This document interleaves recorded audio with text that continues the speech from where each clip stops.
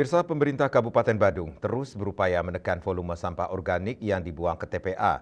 Hal tersebut dicapai salah satunya dengan pembagian komposter bag secara masif kepada seluruh warga Badung.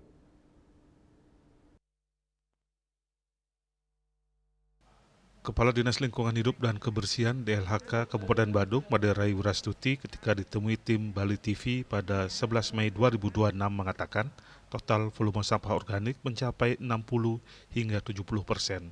Untuk menekan volume sampah organik tersebut, salah satu upaya yang dilakukan yakni menyalurkan komposter bag yang hingga kini telah dibagikan sebanyak 142.000 unit kepada seluruh KK di Kabupaten Badung.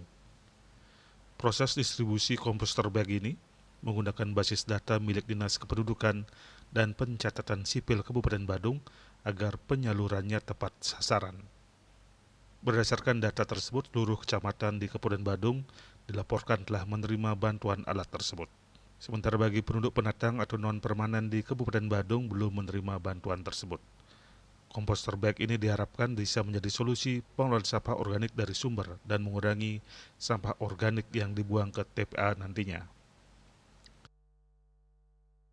Saat ini di Kabupaten Badung sudah seluruh kakak sudah terbagi kompos bagnya seperti itu. Semua sudah menerima bag komposter itu ya? Sudah, kecamatan. Artinya dengan pembagian itu berapa persen untuk mengurangi sampah yang dikirimkan ke TPS 3R?